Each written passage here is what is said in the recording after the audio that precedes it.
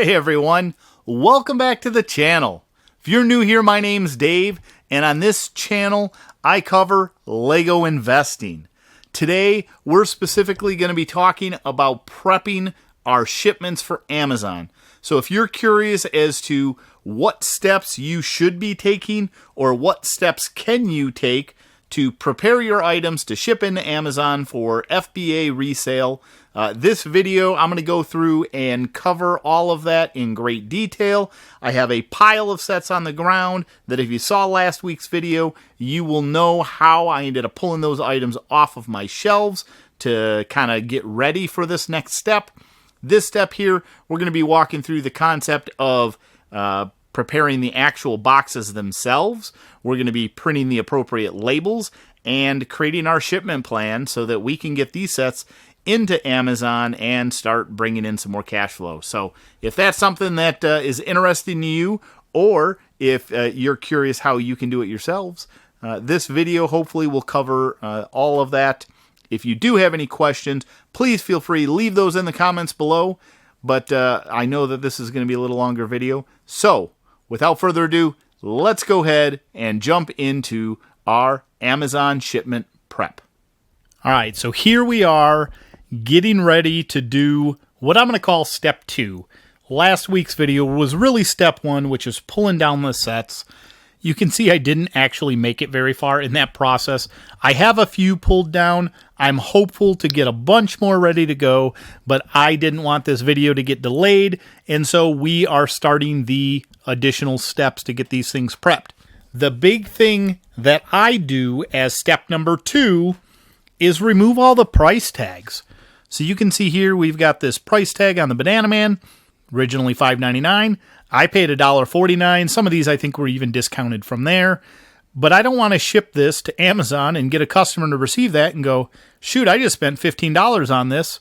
It should have only cost $1.49 or $5.99, however they want to look at it. We don't want to have unhappy customers by leaving stickers and unnecessary pricing on these items, which means we need to go through a process to remove these. And I have a couple different kinds. We got those kind of price tags. We've got price tags on the side here. I've got sticky note price tags from yard sales, basically. Same as these, the little dots.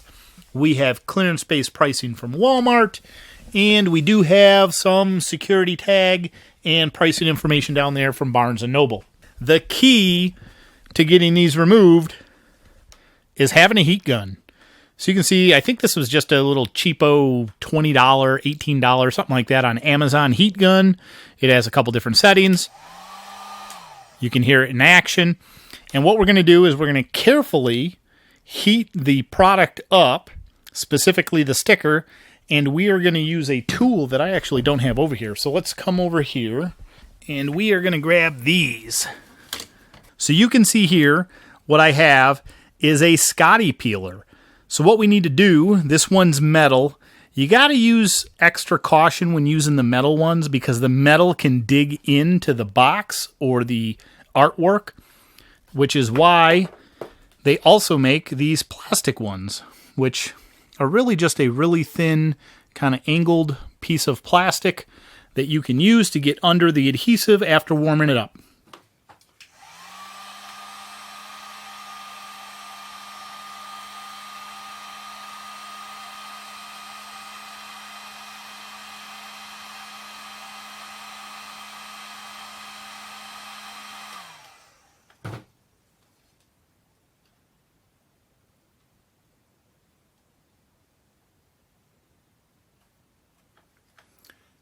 And there we have it.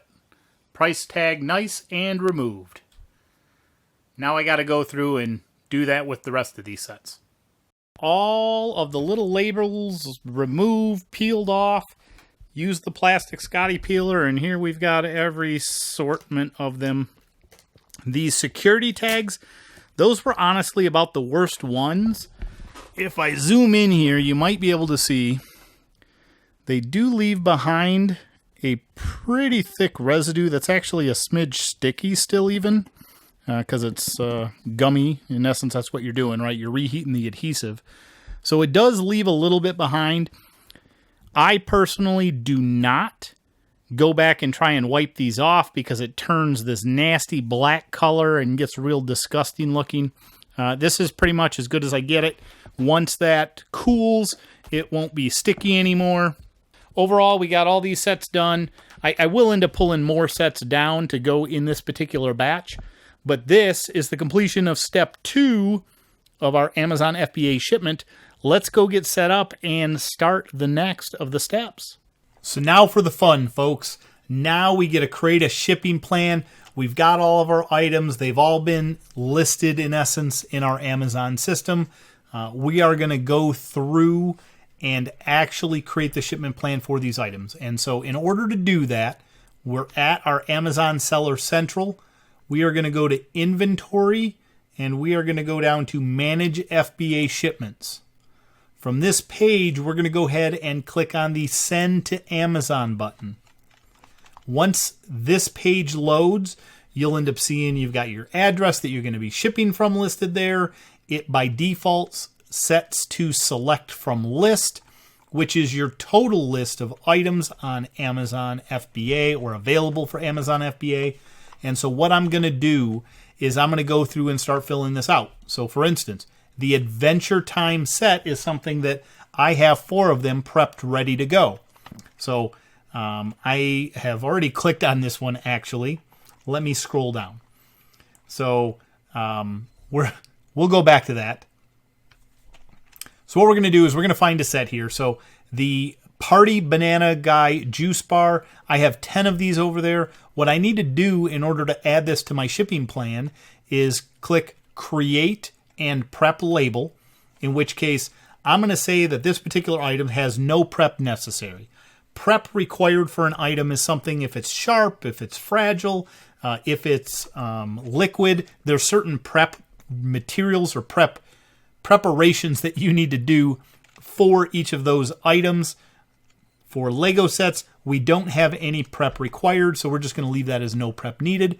The next part is called labeling units. So every item that you sell via Amazon is required to have a SKU label or a barcode that is associated with the system, meaning that we can either choose to label it ourselves or we can pay Amazon per item to label it for us. It's really easy, and so I'm going to go ahead and do my own labeling. It also ensures that it gets placed on the box where I want. So for right now, I'm just going to go ahead and leave that as by seller. I'm going to hit save, and you can see that it now unlocks either the number of boxes or the number of units. We have individual units selected, and the options here is either we can have a case-packed item, which is multiple of the same item put together in a case, in which case a case might contain 6 items or 10 items, and then you would say how many boxes or how many cases do you have that you would like to send in. In this case, everything is an individual unit, and so we're going to do unit labeling, and on top of that, for the Party Banana Juice Guy Bar, one of those things, we're going to go ahead and send in 10 units, so I'm going to click that. I'm going to say that those are ready to pack.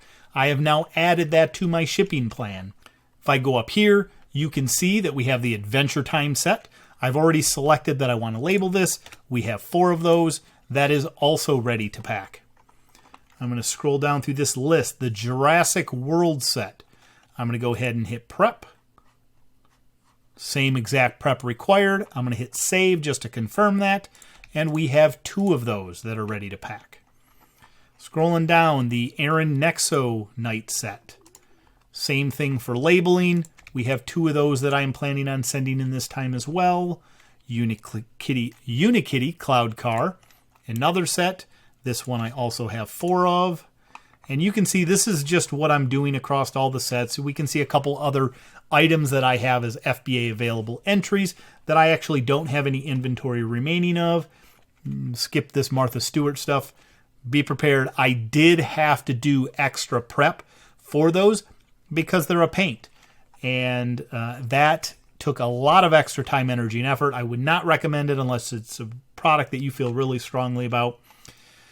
So instead, we're going to go down to the Batmobile, to which we have 2 of those. We have the Battle of Atlantis, I think is one of the last sets that I have here. Oops, not 5 of those. We have 4 of those. If you do get it wrong and accidentally hit it, you can say I want to modify or remove this, in which case you could edit that item, fix it, and then hit ready to pack again. Scrolling down through the list. Oh, we do have the Daredevil stunt plane, so I'm going to go ahead and hit one of those. Interesting. Open packaging template for detail. So I don't have any of these Aimboat Pursuits left anymore, so I'm going to leave that as is.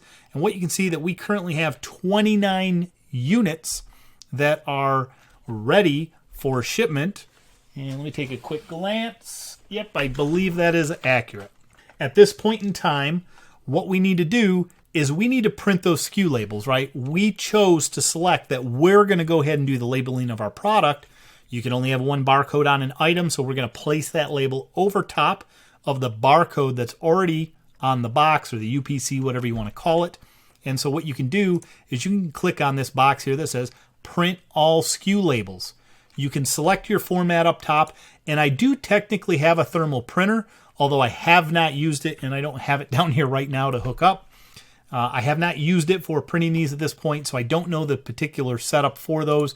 My guess is I would just come in here, select thermal printing, and you'd have to know the measurements, and I don't know what exactly mine are at this moment, but this is going to tell us, most importantly, is the height on it, I'm assuming, so it knows how far to space your labels apart. But I'm going to just use a standard format. I use the 30 up labels, which are 1 inch by 2 5/8 inch. On letter-sized paper. And in particular, I use these Avery 5160s. So I think this whole package, which has, what is this? 3,000 labels total. So I can label 3,000 different items. And I want to say that cost $10 or maybe it was $15. I bought it a while ago now. In this case here, we got 29 different SKU labels. What I'm going to do is I'm going to hit print. And I want to print a label for every item here. You can see you can scroll through your pages to confirm what you got. And I am going to take one piece of paper because in this case, it is all going to fit on one. I've got 29 packages, 30 labels on a sheet. I'm going to throw away the last label. Not a big deal. I'm going to get this loaded up in the printer. I'm going to hit print all, and then we're going to continue on to the next step. My printout is complete. You can see here in my small box that we have all 29 labels. We do have the one blank one down here. We will continue this process over there once we are ready, but we're not quite ready yet. Now that we've printed our labels, we're going to go ahead and close out that, and we're going to say that we want to pack the individual units. So we're going to go ahead and click that, which means anything that we said was ready to pack, it's going through and determines how many different pack groups do we need in order to fulfill Amazon's shipment requests or requirements, I guess. All right, so here you can see that we have fortunately lucked out and apparently only have a single pack group. This is probably the first time that this has happened to me. I don't know if it's because of the quantity of the items, the type of the items, the magic of the sky. I'm not exactly sure. However, they're actually saying that all of these items can be shipped in a single pack group, which means that they will go to a single location, which is fantastic. It's going to save you on shipping if you do that. We can see that it does tell us we're going to have 8 different SKUs that can be packaged together, total of 29 different units, and it is asking us a very important question, which is how many boxes will these units fit into? We can either say that we're going to get all 29 of these items in a single box, or we can use different numbers of boxes or multiple boxes to prep these items. My hope is, based on the size, that I can actually get everything to fit in one box. I think it reduces on the overall shipment cost. I'm not exactly sure right now. If I say everything will fit in one box, and I'm going to go ahead and do that, I can always restart this in case you do something wrong. So don't be afraid to kind of look at that next step a little bit. So in an ideal world, we can get all of these items in one box just because it's going to save us on some shipping costs. There are 2 things that we want to keep in mind when we are selecting the boxes, though. First is that any dimension of the box, the height, the width, or the length, cannot exceed 25 inches for a single box shipment.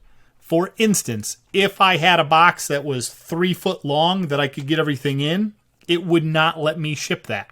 I want to make sure that the boxes I select are no more than 25 inches on any one side, which does still give us quite a bit of space to work with. But in addition, we have to keep in mind there is a total box weight of no more than 50 pounds, right? You got to make sure that a UPS, FedEx, or USPS delivery carrier can actually pick these things up without hurting themselves, and that's the reason for the size restrictions. Next thing that I need to do before I actually fill out this information is go and start prepping these so that we can get an idea for what size box we're going to put these in. Moving on to step number 4, we printed our labels. Before we select our box, I'm actually going to slap these labels on. And so just to give you an example, we have one of the banana party guys here. If I scroll through this, I can see we've got a label right here that's talking about a juice bar minifigure. So what I'm going to do is I'm going to peel that label off, and right down at the bottom where the barcode is, which is real hard to see because of the glare, I'm going to take this and put it right over top of that barcode, which has replaced it with this so that when they pick this item up and scan it to confirm that this is the right item that has been purchased, it is. I've got 28 more items to label at this point. I'm going to go ahead and do that real quick, and then we're going to go ahead and try and figure out what size box I can actually fit all this stuff in. So I wanted to share with you guys another quick little tip. I've gone through and I labeled all these, which are kind of an odd-shaped box. But for these particular items, if you turn them all upside down so that you can actually see them, what you can do is peel off your label and put it down and move on and just keep hitting each one as you go.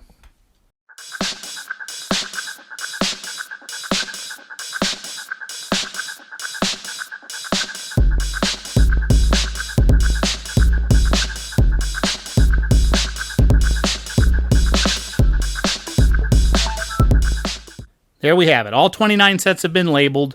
We are ready to find our box, and we can kind of use this setup here a little bit to determine a rough size. So I'm going to go ahead and try and find a box, keeping in mind our 25-inch restriction, and see what we can come up with. All right, here we go. I keep the boxes that I get from Amazon that are at least larger. They have the potential to stack multiple items. This particular box here, we have 22, I might put that down as 23, but 23 inches wide. We've got about 13 inches tall. And depth-wise, we have a total of 18 inches. So this box meets the criteria of the different size restrictions. And at a glance, it looks like everything's going to fit. So let me get these laid out in there and see what we can do.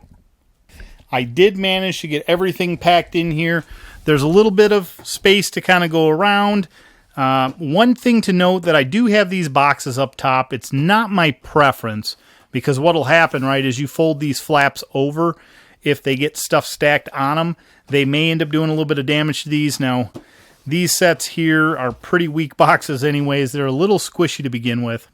What I might do is just make a point to ensure that they are along the edges and make sure that right here in the middle, I have some really good packaging material, the void fill, to keep it nice and fluffy, to prevent it from squishing too much.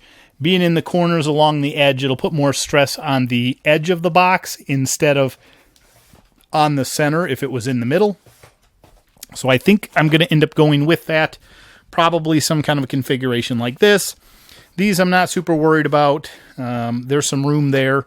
But I am going to go through here and put some void fill down the middle. Then I can get this sealed up. Then I need to get the weight of this box. All right, so this is fun. I don't actually have it sealed up yet. I'm going to do that afterwards. But I do want to show you guys a little trick that I use. So you can see the scale that I have. In essence, is just a little kind of a kitchen scale, not a big deal. You can see it zeroes out. But this box is really large. If I were to take this and put it over here, it's kind of hard to see, what the actual weight of the package is. And so let me show you what I do. Here's the little trick that I use. I put another package on it, and you can see there's a weight. I'm going to go ahead and tell it to tear that out, which re-zeros the scale. And so now if I take my big heavy box and set it on top of the scale, I have plenty enough room to see that this package is going to go in at 23 pounds. So remember, if your scale is hard to see, know that you can put something else in there and either use the tear or zeroing functionality of your scale, or you can always subtract out the weight of the item that you put on so that you could see the display. Let's go ahead and get this information entered into our shipment plan. Okay, we are back at our packaging information, step 29,432, to which we're going to enter our box dimensions. 23 by 18 by 13 is what we're going with. 23 pounds is the total weight of that item. I'm going to hit confirm packaging information, and we are going to confirm and continue. So we have one box. Let's see what it comes up with. This is the beauty of Amazon as it goes with your shipments. So you can see here that that one item, that one large box that's 23 pounds, if I ship it at the end of the week, it's going to cost $8.53 for a small parcel delivery. UPS is the preferred carrier. We could choose something else if we wanted, but we want to take advantage of Amazon's amazing shipment rates. And that's it. We would accept these charges, go ahead and get that label printed, and slap it in the mail. I'm going to hold off just a little bit on this particular step because I might actually look for additional sets that I want to pull off because I was slacking a little bit and didn't finish that process last time. So I'm going to go ahead and get those sets pulled, or at least identify if I have any more that I would like to send. The beauty, again, of this, though, is that if I decide I wanted to add some more stuff, I could go back up to my shipment and choose that I want to view or edit it. I could go all the way back to the very first step where I'm selecting more product. So it makes it really easy. This is Amazon's new Send to Amazon interface for doing shipment plans, and it is great. It is amazing, super easy to use. Let me know in the comments below if you have any questions. I hope all of you have gotten something out of this video. As a quick recap, the different steps involved. Step 1, pull your inventory. Step 2, clean your inventory up or remove the price tags from them. Step 3, add your different items to your shipment plan within Amazon. Step 4, print your SKUs that you need to label the packages. Step 5, put those labels on the packages and find a box that they fit in that corresponds with your different pack groups.